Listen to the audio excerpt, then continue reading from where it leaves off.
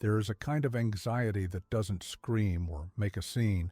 It doesn't send you running or trembling in public, but instead settles deep in your chest, like a weight you've always carried, even when you don't remember when it first arrived. It's the kind of restlessness that greets you in the morning before your feet touch the floor, the quiet tension that curls itself into your stomach before you've even had a thought. You don't know why it's there. You just know that something feels off, like you're already behind, already in trouble, already on the edge of disappointing someone. You go about your day doing everything right, showing up, working hard, being helpful, being kind. And yet there's this invisible pressure pressing in on you, like if you stop for even a second, the whole illusion will fall apart. You're praised for being dependable, for being strong, for holding everything together. But deep down, you know you're just trying not to fall apart in front of anyone. Deeper than that, there's an unspoken fear that if you're not useful, people won't want you. You find yourself saying yes when everything in your body screams no, apologizing for things you didn't do, and trying to smooth over tension before it even forms. You worry that silence means disapproval, that love always comes with conditions, and that one misstep, one forgotten text, one bad day, one misunderstood word could be the moment everything unravels, and you don't understand why. There was no obvious trauma, no headline moment that shattered your world. There were just 1,000 small instances in which you needed someone to notice, listen, and hold space for your fear. Instead, you were left to carry it alone. Now, even comfort feels suspicious. Even affection makes you flinch. You want closeness, but something inside of you pulls away without permission, convinced that love is a setup, that safety is temporary, and that peace is just the calm before abandonment. What if I told you this feeling, this quiet panic, isn't something wrong with you, but something your nervous system learned a long time ago, something it still believes is keeping you safe? What if everything you've labeled as anxiety was actually something else? There's a reason. That quiet ache doesn't go away. A reason why love makes you anxious, and it doesn't begin in adulthood. It begins long before you had words for it. John Bowlby, a British psychoanalyst and the father of attachment theory, believed that the way we bond with our caregivers in early childhood shapes the emotional blueprint we carry for the rest of our lives. This includes not only our love, but also our fear, trust, and survival strategies. Imagine a child growing up with a parent who provides food, shelter, and even praise, but whose emotions feel distant, unpredictable, or cold. The child reaches out not just for care, but for emotional safety, for comfort in moments of fear, and for gentleness when they're hurt. But instead, they receive a blank stare, a dismissive tone, or worse, punishment for needing too much. So the child adapts. She learns to become small, polite, invisible. She becomes the peacekeeper, the high achiever, the one who never complains. On the outside, she's thriving. But inside, a belief takes root. If I need too much, they'll leave. If I'm not perfect, I'll be alone. This is what we call insecure attachment, a wound not of physical neglect, but of emotional abandonment.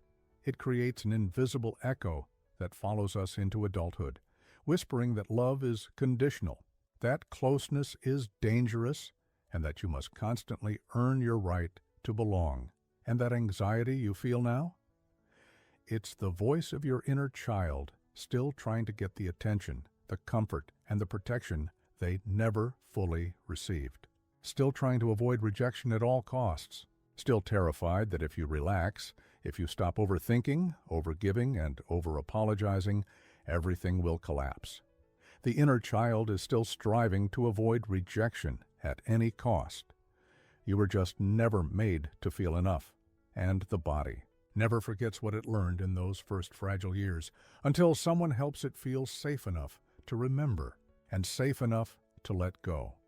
If this is helping you see yourself with more clarity, you're not alone, and you don't have to walk this path alone. Subscribe and let's continue healing together. There's a moment, and it rarely announces itself when something begins to shift deep inside you. Not in your thoughts, but in the quiet places where your fear has lived for years. It happens when the old questions, what's wrong with me? Why am I like this? Begin to soften, and a new one emerges. What if this feeling isn't here to punish me, but to be seen? Maya had always been the one who made things easy. She avoided conflict, kept her tone calm, and smiled even when her chest was tight. But one afternoon, as she stepped outside into the slow gold of the setting sun, something felt different. She had just hung up the phone after a short conversation, nothing dramatic, no harsh words, but still that same tightness returned. Her heart raced, her breath caught, and for once she didn't push it down. Instead, she stopped. She stopped right there in the middle of the sidewalk. She stopped, right-laced her hand gently over her chest, closed her eyes, and whispered something she'd never said to herself before. I see you. You're safe. I'm not going anywhere. That's the moment and that's the practice. You don't have to wait for a crisis to begin. The next time you feel that rising panic, that tightening in your stomach, the shallow breath, the urge to fix something that was never yours to fix, pause for just a second. Don't fight it. Don't explain it away. Just breathe. Place your hand where it hurts the most, your chest, your throat, or your belly, and speak to that small hidden part of you as if you were holding a trembling child. You're not alone anymore. I've got you now. It sounds so simple, maybe even foolish at first, but the body doesn't heal through logic. It heals through presence. Your nervous system isn't looking for answers. It's looking for someone to stay. And that someone now is you. This is the sacred beginning, the moment when anxiety becomes less of an enemy and more of a messenger, guiding you back to the part of yourself you thought no one could love.